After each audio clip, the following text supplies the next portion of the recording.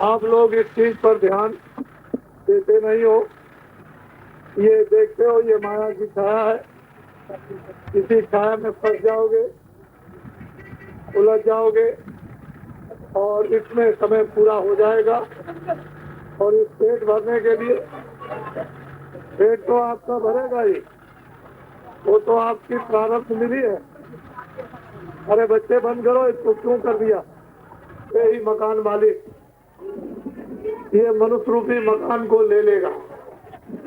जब समय पूरा होगा तो मकान मालिक सिपाहियों को भेज देगा कि जाओ मेरा मकान खाली करा लो। तो सिपाही आएंगे और फौरन आपको एक कागज दिखा देंगे कि मकान खाली करो। तो मन को, बुद्धि को, चित्त को, प्राणों को, जीवात्मा को शरीर से निकाल बाहर। और जब ये शरीर जमीन पर गिरेगा तो इसमें कपड़े डाल दोगे, गांव के बाहर ले जाओगे, लकड़ियों पर रख के जला दोगे। ये आपकी खेती, ये मकान, ये बच्चे, ये साथी, ये घर का सामान, ये सबका सब पड़ा और ये भी जला करके राख कर दिया। तो ये बताओ कि तुमने जो कुछ भी जमा किया तो इस शरीर के लिए किया और शरीर जला दिया गया। तो जीवात्मा के लिए आपने क्या किया? दिन में काम करो खेती का, दुकान का, और शाम को आओ बच्चों की सेवा करो। ये दोनों धर्मों को पूरा निभाओ। 15-20 मिनट तक मनुष्य रूपी मंदिर में भगवान का सच्चा भजन तुम यदि रोज करोगे तो भवसागर रूपी नदी से ये जीवात्मा पार उतर जाएगी। नहीं तो बड़े बड़े कष्ट आ रहे, पारिवारिक कष्ट, सामाजिक कष्ट, देश के कष्ट, देश की लड़ाई, समाज की लड़ाई, परिवार की लड़ाई, परिवार का धोखा, समाज का धोखा, देश का धोखा और उससे तमाम बीमारियां जिससे घर घर हर मनुष्य पीड़ित है, हर मनुष्य परेशान है। तो घर की व्यवस्था बिगड़ जाएगी तो घर अशांत, समाज की व्यवस्था बिगड़ेगी तो समाज अशांत, देश की व्यवस्था बिगड़ेगी तो सारा देश अशांत हो जाएगा। तो ये ऋषियों मुनियों, साधु संतों, महात्माओं की ये भूमि, जब अधर्म होता है, जब धोखा होता है, जब बेईमानी होती है, जब चोरी होती है, मारपीट होता, जब हिंसा होती है और जब पाप बढ़ जाता है, तो इन पापों को क्षय करने के लिए वो परमपिता परमात्मा अपनी विशेष शक्तियों को भेजता है। फिर से एक नया काम होगा, एक नई व्यवस्था होगी, परिवार की, समाज की, देश की। अब तो इस समय पर तुम्हारा सबका सहारा टूट गया। इस पेट को भरने के लिए कितना धोखा देते हो, कितना झूठ बोलते हो, कितनी बेईमानी करते हो, क्या क्या तुम चोरी करते हो, किस किस को तुम मारते हो, किस किस का तुम ले लेते हो इस पेट के लिए। तुमको ये नहीं मालूम कितने जन्मों का पुण्य था, उस पुण्य से आज तुमको मनुष्य शरीर मिल गया और जीवात्मा को भवसागर रूपी नदी से पार उतारने के लिए फिर तुम इस मनुष्य शरीर को सबसे महान और ऊंचा नहीं समझते हो। भगवान ने जन्मजात का तुमको अधिकार अमीर गरीब बनने का नहीं दिया। अमीर गरीब तो कर्मों से बनेंगे। रोजगार भगवान ने दिया, वो तो ये कि दिन में खेती करो, दुकान करो, दफ्तर करो, शाम को आओ बच्चों की सेवा करोगे। तो इसलिए आप लोग एक बात हमारी मान लो कि शाकाहारी व्रत लो। शाकाहारी व्रत तुम समझ लो, जितने अनाज है सब खाओ, जितनी सब्जी है सब खाओ, जितने फल है सब खाओ, जितना दूध है उसको पियो, जितना घी है उसको खाओ, अच्छे से अच्छे कपड़े पहनो, अच्छे से अच्छे मकान में रहो, लेकिन शराब मत पियो। जो शराब पीता है परिवार नष्ट हो जाता है, जो शराब पीता है धर्म नष्ट होता है, समाज नष्ट हो जाता, जो शराब पीता है देश नष्ट हो जाता। शराब पीने से राज चला जाएगा, शराब पीने से जागीर चली जाएगी, शराब पीने से धन चला जाएगा, शराब पियोगे तो स्त्रियों का जेवर बिक जाएगा, घर का सामान बिक जाएगा। शराब सबसे खराब नशा, इसको मत पियो, शाकाहारी जीवन अपनाओ, जिससे तुम उस जीवन में मानो धर्म, मानो कर्म, इसको कर सको और कुछ पुण्य जमा कर लो जिससे 84 नरकों में न जाना पड़े। नहीं तो 84 और नरकों की यातनाएं ऐसी ऐसी है कि काटे जाओगे, जलाए जाओगे, सड़ाए जाओगे। कोई भी परिवार में धन दौलत और बाल बच्चे आपको बचाने के लिए नहीं जाएंगे। वहाँ बड़े बड़े लोग पिट रहे हैं। ये कर्मानुसार कर्म प्रधान विश्व रच राखा और जो जस करे सो तस फल चाखा। ये कर्मों का क्षेत्र है। अच्छा और बुरा करने का तुम्हें अधिकार मिला है। बुरे को तुम समझो, साधु महात्मा योगी आ जाए, रामायण गीता भागवत में लिखा हुआ है, उसका नहीं समझ सकते हो तो महात्माओं की बात को समझो। उनके पास रिद्धि सिद्धि और शक्ति और ज्ञान होता है, वो तुमको सब कुछ दे सकते हैं। तुम जो सड़कों के किनारे मैं आ रहा हूँ, लाखों की तादाद में सड़कें भरी हुई हैं, ये कुछ चाहते हैं। इनको बड़ी तकलीफ है, बड़ी पीड़ा है, बड़ी बीमारी है, घर में बड़ा झगड़ा है, समाज में बड़ा झगड़ा है, राज के बड़े भारी प्रकोप है, टैक्स बढ़ रहे हैं, तेल का दाम बढ़ रहा है, मिट्टी का, डीजल का बढ़ रहा है, पेट्रोल का बढ़ रहा, खाद का बढ़ रहा, बसों का बढ़ रहा है, कपड़ों का बढ़ रहा। तुम्हारा जनजीवन अस्त व्यस्त हो रहा है, तुम निराश हो रहे हो, तुम असहाय हो रहे हो, तुमको कोई सहारा देने वाला नहीं मिलता है।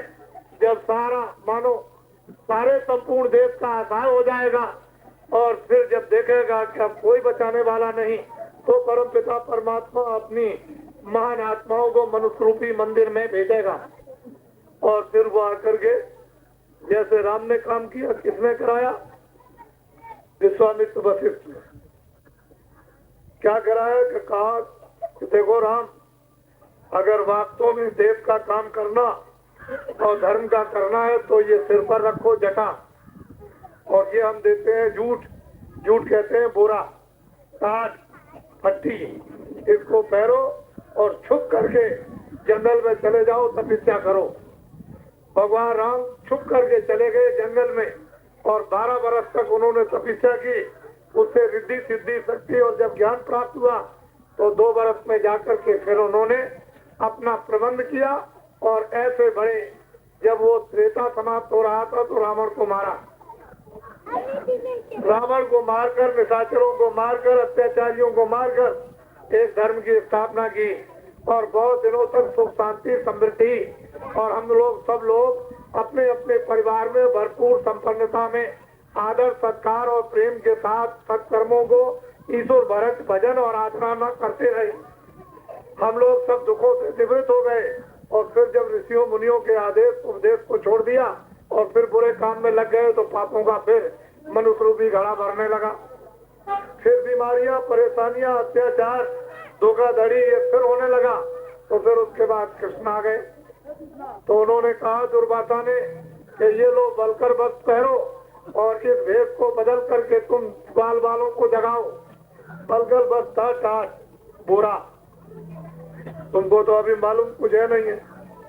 तो असली चीज यह है कि समय से परिवर्तन होता है, देश असहाय हो गया, आप बिल्कुल कोई आपका सुनने वाला नहीं, कोई पूछने वाला नहीं है, इसलिए आप इस समय पर बड़े आतंकित हो।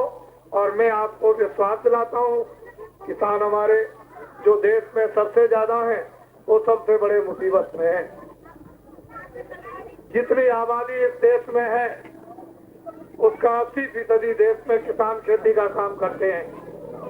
ये जो कुछ भी टैक्स लगता है, जो कुछ भी टैक्स बढ़ता है किसी भी वस्तु पर, वो सब का सब किसानों को देना पड़ता है। जितना भी आंदोलन, तोड़फोड़, हड़ताल, मकान, बसें, कारखाने जितने भी जलाए जाते हैं, स्कूल जलाए जाते हैं, इन सब का नुकसान हमारे देश के किसान देते हैं और कोई नहीं देता। और किसानों की तरफ में कोई भी देखता नहीं, न किसानों की कोई चीज सुनता है कि हमारे देश का किसान किस तरह से उठ करके अपनी जगह पर आएगा और वो अपनी खुशहाली का, अपने बाल बच्चों के पालन पोषण का किस तरह स्थान ग्रहण करेगा। इसकी तरफ किसी को देखने की जरूरत नहीं। सब लोग आंदोलन में लग गए, सब हड़तालों में लग गए, सब तोड़फोड़ में लग गए, सब निंदा में लग गए और गाली गलौज में लग गए। आपकी बात वहाँ कौन सुन सकता है? हमने भी अंग्रेजों का जमाना देखा था, हमने भी राजाओं का जमाना देखा था। उस समय पर बड़े अच्छे लोग थे, बड़े धार्मिक लोग थे, बड़े सच्चे लोग थे, बड़े ईमानदार लोग थे, बड़े न्यायकारी लोग थे। आपस में प्रेम था। सब लोग उठकर सुबह ईश्वर भजन आराधना किसी देवी देवता की या रामायण गीता की करते थे। सब लोगों को ये बोध था कि ये बुरा है, ये अच्छा है। हमको होता था, छोटों से प्यार करते थे। और उस समय पर अंग्रेजों के जमाने में 1 रुपए का 12 पसेरी गेहूं और 12 पसेरी चना और 12 पसेरी गुड़ बाजार में बिकता था। 1 रुपए का 60 किलो। आप इतनी मेहनत खेतों में नहीं करते थे। फसल पर आपने समय पर मौसम पर आपने अनाज बो दिया और चुपचाप घर में रहते थे। उत्र पोषण के लिए आपको सब चीज बाल बच्चों की परवरिश के लिए मोटा और महीन मिल जाता था और आपका जीवन स्वच्छ और साफ था। अब तो इस तरह मेहनत करते हो। पहले 1 कमाता था 10 खाते थे, अब 10 कमाते हैं 10 नहीं खा सकते। बड़ा परिवर्तन हुआ। न इतनी बीमारियां थी, न इतनी चोरियां थी, न इतनी डकैतियां थी, न इतनी बेईमानियां थी, न इतने झूठे मुकदमे थे, न इस तरह की कचहरियां थी। एक बहुत गांव में सीधा साधा हमारा न्यायालय होता था। गांव के पंच इकट्ठे हो जाते थे, बड़े बूढ़े, और कोई गलती होती थी तो फौरन उसका समाधान बिना पैसे के और बिना पक्षपात के कर देते थे। लेकिन हमने सब छोड़ दिया। गांव का भी छोड़ा, बड़ों बूढ़ों का भी आदेश छोड़ दिया, मर्यादा भी मानवता की छोड़ दी, मानवता की सत्यता भी छोड़ दी, मानवता की सेवा भी छोड़ दी। तो बताओ आपके पास क्या रह गया? कलयुग है, ये घोर कलयुग है। ये अपना प्रभाव जमाना चाहता था। इसने सोचा अगर मनुष्य देवी को छोड़ दे, देवता को छोड़ दे, भगवान को छोड़ दे, रामायण को छोड़ दे, गीता को छोड़ दे, सत्य को छोड़ दे, प्रेम को छोड़ दे, दया को छोड़ दे और सेवा को छोड़ दे तो हमारा अस्पत हो जाएगा। तो कलयुग ने अपना प्रभाव जमाया और जमाया और उस प्रभाव में बह गए। तुमको लालच दे दी कि हम सारे मनुष्यों को आजाद कर देंगे, सब स्वतंत्र हो जाएंगे, किसी का किसी पर बंधन नहीं रहेगा। स्त्री पति के बंधन में नहीं, पति स्त्री के बंधन में नहीं, बच्चे माता पिता के बंधन में नहीं, जात जात के बंधन में नहीं, ब्राह्मण ब्राह्मण के बंधन में नहीं, क्षत्रिय क्षत्रिय के बंधन में नहीं। सब लोगों को आजाद कर दिया जाएगा और सब लोग इंद्रियों के सुखारी हो जाएंगे। तो आप लालच में फंस गए और लालच बुरी बला, ये बला आ गई। तो कलयुग ने तुमको लालच देकर तुम्हारे सब धर्म को फिकवा दिया और कहा कि तुम हमसे मांगो तो हम तुमको अच्छी चीज दें। फिर तुम लोग लालच में आकर के कलयुग के सामने जब ऐसे हाथ फैला दिया तो उसने अपनी गठरी खोली। उस गठरी में से उसने कहा कि लो मैं तुमको अब पहला झूठ देता हूँ। घर में झूठ बोलो, बाजार में झूठ बोलो, दुकान में झूठ बोलो, दफ्तर में झूठ बोलो, खेती में झूठ बोलो, पति के साथ झूठ बोलो, बच्चों के साथ बोलो, जितना चाहो उतना खूब झूठ बोलो। कलयुग ने एक झूठ बांट दिया। फिर कहा कि ये लो धोखा, जिसको चाहो उससे धोखा देना। उसने ये बांट दिया। तीसरा बांट दिया बेईमानी, कि किसी का मकान और किसी की जमीन है, खड़े होकर के कहो कि ये तुम्हारा मकान और जमीन नहीं है, ये हमारी है। उसने बेईमानी बांट दी। उसने इस तरह की चीजें आपको बांट दी कि आप लालच में फंसते चले गए, फंसते फंसते फंसते फंसते अब इतने गिर गए कि रो रहे।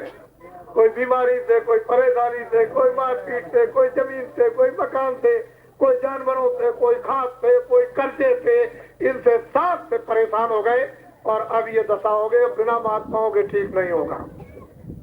ये मैं तुमको लिख करके देता हूँ कि जब तक महात्मा त्यागी, जब तक महात्मा तपस्वी, जब तक महात्मा सत्यवादी, जब तक महात्मा चरित्रमान नहीं मिलेंगे और जब तक ऐसे लोगों को चरित्रमान और त्यागी और सदाचारी और वीर जब तक नहीं बनाएंगे तब तक देश का भला नहीं हो सकता है। ये तो गिर गया गड्ढे में सब। इसलिए किसानों, मैं ये चाहता हूँ कि मैंने 1 करोड़ आदमियों को बोरा पहरा दिया। तुम्हारे बिहार में भी लोग बोरा पहनते हुए कहीं कहीं दिखाई देते हैं। एक आवाज पर एक दिन में बोरा लोगों ने 1 करोड़ आदमियों ने पहन लिया। तो बोरा पहनना आज के समाज में साधारण बात नहीं है। तो किसानों, मैं तुम्हें ये विश्वास दिलाता हूँ कि अगर तुमने मेरी बात को सुन लिया और तुमने मान लिया तो मुझे तो कोई राजपाट चाहिए नहीं, मुझे तो कोई प्रधानमंत्री और राष्ट्रपति बनना नहीं, मुझको कोई मुख्यमंत्री बनना नहीं। मैं तो जैसे पहले आपकी सेवा करता हूँ वैसे अब भी और आगे भी करूंगा।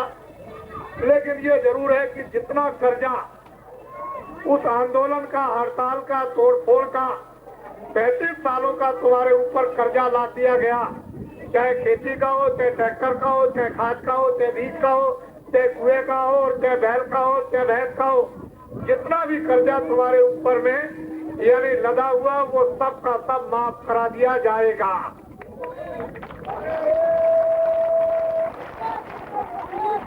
एक बार देश के किसानों को बिल्कुल एकदम उनको हर तरह से छुट्टी मिली है और बड़े ध्यान के साथ सेठ साहूकारों जो तुम दुकान करते हो, जो तुम्हारे घरों में तलाशी होती है कि 2 नंबर का काला पैसा तुम्हारे पास है, कितना तुम्हारे पास में सफेद पैसा और कितना काला है, उसकी तलाशी होती है। सामान उठ जाता है, तुम्हारे बच्चे रोते चीखते और चिल्लाते हैं, और जो बच्चे स्कूलों में पढ़ रहे हैं उनके पास काम नहीं। वो सोचते हैं कि मुझे अब काम कहाँ मिलेगा। करोड़ बच्चे अगर पढ़कर स्कूल से निकलेंगे तो 1 ही लाख को तो नौकरी मिलेगी, 99 लाख बेकार।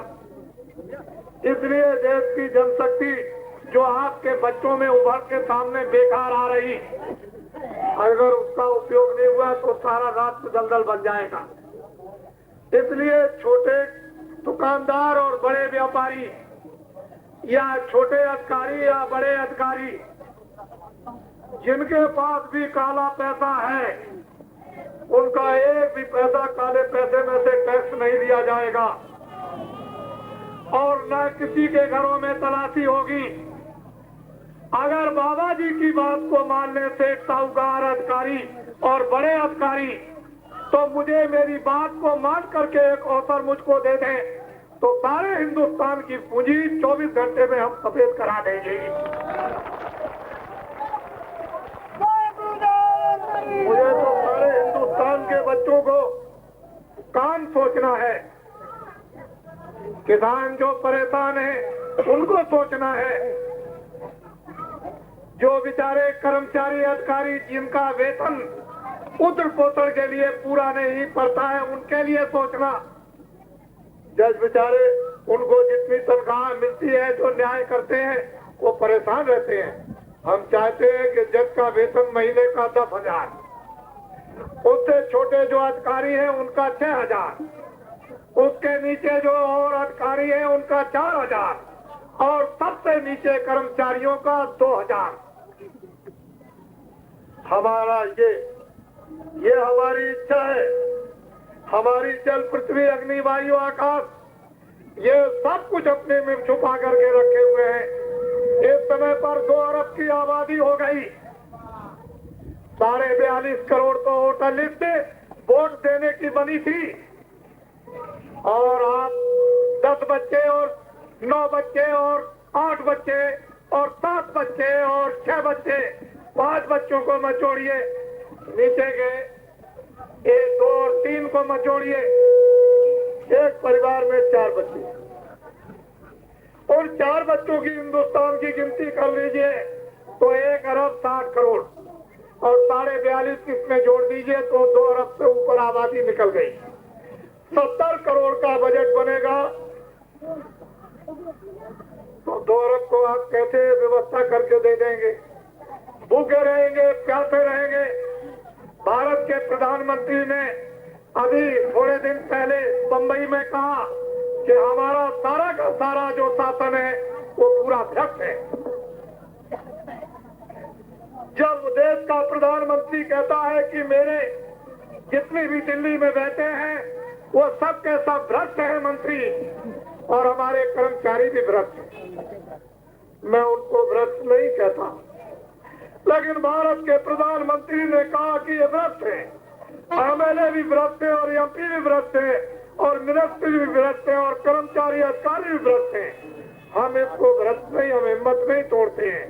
हमारे देश का एक अजीब और गरीब एक स्थान है हमारे देश की अभी अजीब और गरीब देन है। हम उसमें हिम्मत नहीं हारते हैं, लेकिन जब लोगों को भोजन नहीं मिलेगा पेट भरने के लिए, तो आपको ये जानना चाहिए कि वो क्या करेंगे। मैं ये सलाह देता हूँ कि जितने भी एमएलए पटना भेजे गए, जिनको आपने भेजा है, और जितने भी एमपी दिल्ली भेजे गए, चाहे पक्ष का हो चाहे विपक्ष का हो, कोई भी हो, वो 20 मिनिस्टर 25 मिनिस्टर बाकी हाथ धर के बैठे रहेंगे। तो अगर आपको हिंदुस्तान में आंदोलन, तोड़फोड़, हड़ताल, इन अनमावी कामों से बचाना है, राष्ट्र की संपत्ति और इन किसानों पर बोझा न पड़े, इसकी यदि देख रेख करनी है और इनको खुशहाल बनाना, तो जितने भी पक्ष और विपक्ष के एमएलए और एमपी हैं, इन सबको काम दे दिया जाए, चाहे पक्ष का हो चाहे विपक्ष का हो। 10,000 दिल्ली में बैठ करके मंत्री बना दिए जाए तो सारे देश का काम नहीं संभाल सकते हैं। 5,000 पटना में एमएलए मंत्री बना दिए जाए तो सूबे का काम नहीं संभाल सकते हैं। ये यहाँ से जाते हैं बेकार बैठे रहते हैं, क्या इसकी जरूरत है? सबको काम दो। अपने अपने क्षेत्र में पक्ष विपक्ष के एमपी एमएलए काम पाकर और काम में जनता की सेवा में लग जाएंगे तो हिंदुस्तान में कोई आंदोलन, कोई तोड़फोड़, हड़ताल, अमानवीय काम नहीं करेगा, तो देश के किसानों पर बोझा टैक्सों का नहीं पड़ेगा। ये 10,000 किलोमीटर की यात्रा है, ये 10 प्रांतों की यात्रा है, 90 दिन बराबर चलती रहेगी। मार्गों में जिस तरह से मैं चला हूँ, अगर कतार लगा दी जाए तो आपके दरभंगा तक एक कतार हो जाएगी। इस तरह का जन समुदाय, नर नारी, बच्चे बच्चियों का, पढ़े लिखे अनपढ़ों का उमड़ करके सड़कों के ऊपर में आ गया और मैं इनका दर्शन करना चाहता हूँ। मेरी दिली इच्छा है कि मनुष्यों के हृदय और आकृति में इस समय पर क्या है, उसका दृढ़ दर्शन मुझे करना है और मुझे भगवान की जो आज्ञा है, आदेश उनका है, उसका एक ऐसा सूत्रवाद आपके सामने लाना है। तो ये 10,000 किलोमीटर जो ये काफिला जा रहा, इसका आप दर्शन करेंगे या दर्शन आप इसको देंगे तो एक तकलीफ, दो तकलीफ तो साधारण आपकी मिट जाएगी, लेकिन बाबा जी का आपके ऊपर में जब हाथ पड़ता है तो बाबा जी आपको क्या देंगे ये तो हमको मालूम है। आप तो बाद में चिल्लाओगे कि बाबा जी ने अपना हाथ रख करके हमको क्या दिया, ये तो बाद में समझ में आएगी। हम आपके पक्के सेवक हैं, हम न महात्मा पहले थे, न महात्मा अब है, न महात्मा भविष्य में रहेंगे। हम पहले आपके सेवक थे, अब भी आपके सेवक हैं और भविष्य में भी आपकी सेवा करते रहेंगे। हम आपके मन को, आपकी बुद्धि को और आपके चित्त को और आपकी आत्मा को, मुझे भौतिक व्यवस्था और आध्यात्मिक व्यवस्था का निर्माण करना है। जिस भौतिक व्यवस्था से परिवार का संकट इस गरीबी दशा का चला जाए और सब लोग अच्छी तरह से रोटी बच्चों को खिला सके और कपड़े पहन सके और मकानों में रह सके, इस तरह की कोई उलझन किसी प्रकार की न हो और हमारी आत्मा का भी इसी मनुष्य शरीर में रहते हुए कल्याण हो। हम ऐसा चाहते हैं कि लोग भी सुखी हो जाए और परलोक भी सुखी हो जाए और ये जल, पृथ्वी, अग्नि, वायु, आकाश, ये पांचों देवता जो अपने में सोना, चांदी, हीरे, जवाहरात, सतयुग, त्रेता और द्वापर का छुपाए हुए हैं, ये कोई गल नहीं गया, ये सब रखे हुए हैं। जब वो वक्त और समय ला दिया जाएगा तो सोना, कितना स्त्रियां सोना पहनेंगी, कितना हीरे पहनेंगी, इनके कान में, इनके हाथों में सोना और हीरे दिखाई देगा। ये गरीब जो जिनको आप देखते हो, ये गांव में भी हीरे और सोना पहनेंगे। एक वक्त और समय आपके लिए ऐसा आएगा। इसलिए कलयुग जो है, कलयुग जाएगा और सतयुग आएगा। कलयुग अभी गया नहीं, सतयुग अभी नहीं आया, लेकिन उसका संदेशा आपके कानों तक दे दिया जाए तभी तो इतिहास बनता है समय परिवर्तन का। नहीं तो यूं बैठ करके कर दिया जाए तो इतिहास नहीं बनता। राम अगर जंगल में न गए होते, कृष्ण ग्वाल वालों से न मिले होते, महाभारत को न कराया होता और लंकापति को न मारा होता और धर्म की स्थापना न की होती तो आज उनका इतिहास नहीं बनता। इसलिए कोई होने वाली चीज जब आपके कानों में डाल दी जाए तो परिवर्तन होगा। हमारी बातों को बहुत ध्यान से, हमको बहुत दुख है, हमें कुछ नहीं चाहिए, हम कोई चीज आपसे लेने नहीं आए। मुझे तो मैं कुछ कोई पद नहीं चाहता, मैं तो ये देखना चाहता हूँ कि मैं अंग्रेजों के वक्त में जब सत्याग्रह नहीं चला था तब भी मैं था, जब 30 साल सत्याग्रह तब भी मैं था, और 35 साल जब आजादी को हो गए अभी मैं हूँ। मैंने वो जमाना देखा, मैंने उस जमाने को देखा और आज के जमाने को देखा और आगे भी जमाना कुछ देखना चाहता हूँ। इसलिए आपकी तकलीफों में हम हर तरह से सहायता करेंगे, चाहे बीमारी हो, चाहे बाहर की तकलीफ हो, चाहे शारीरिक तकलीफ हो, चाहे परिवार की तकलीफ हो और चाहे समाज की तकलीफ हो, हम तकलीफों में आपकी मदद जरूर करेंगे। ऐसा हमारे मालिक का हुक्म है, ऐसा आदेश है। तो ये आज का कार्यक्रम जो अभी रास्ते में कितने लोग खड़े मिलेंगे, कतारों की कतारें खड़ी मिलेंगी। मैं सुबह से चला हूँ, बड़ी मुश्किल से पहुँच पाया आपके पास, तो मुझे आगे भी जाना है और बड़ी मुश्किल से पहुँच पाऊंगा अपने पड़ाव पर, जहाँ रात्रि को पड़ाव पड़ेगा और 3 बजे से कार्यक्रम है। तो मैंने आपका भरपूर दर्शन किया और ये बोरा करने वाले कभी आपके क्षेत्र में घूमे और ये जो कुछ भी कहें इनकी बात को आप लोग सत्य मानिएगा। ये जो बोरा करेंगे और जो आपके क्षेत्र में घूमेंगे और घूम करके ये मेरी बातों को आपके कानों तक पहुंचाएंगे तो आप इनकी बात को सत्य मानिएगा। ये आपको मैं याद दिलाए देता हूँ कि देश में करोड़ों लोग ऐसे तैयार किए जा रहे हैं जो वास्तव में असली सेवा किसका नाम है, असली त्याग किसको कहते हैं, सत्यता नाम किसका है। तो इसलिए अब वो जो दिल्ली में जो प्रधानमंत्री हमारे भारत के, वो तो चारों तरफ से घिर गए, वो तो अब आपके बारे में कुछ नहीं कर सकते हैं, ना आपकी बात कोई सुन सकते हैं, ना अपनी बात कुछ कह सकते हैं, ना उनको किसी महात्मा से पूछना है, ना कोई महात्मा से सलाह लेना है, न किसी महात्मा से उनको निर्देश लेना है कि देश का ये उलझा हुआ कैसे, मतलब ये कि समस्या का समाधान होगा। ये तो अब करने से गए और आप इस तरह से रोते हो, चिल्लाते हो, तो कोई एक दूसरा रास्ता आपके सामने आने वाला है और परिवर्तन जरूर होगा, इसको कोई रोक नहीं सकता। इस किराए के मकान का नाम तुलसीदास है और एक छोटा सा आश्रम जो इमरजेंसी में जो ध्वंस कर दिया गया था, मैं सारे हिंदुस्तान में जय गुरुदेव नाम का प्रचार करता हूँ, मेरा नाम नहीं, उस परमपिता उस परमात्मा का नाम है जिसके विष्णु भगवान के 1000 नाम और परमात्मा के अनंतों नाम। तो आपको क्या संदेह है, जब कभी मुसीबत आप पर आ जाए और कहीं जब आपके जाने का समय हो, मौत का समय हो और कोई भी आपकी मदद न करे, तो मेरी बात को जरा सा याद करना, मेरी दवा काम में ले लेना, तुम और कुछ मत करना।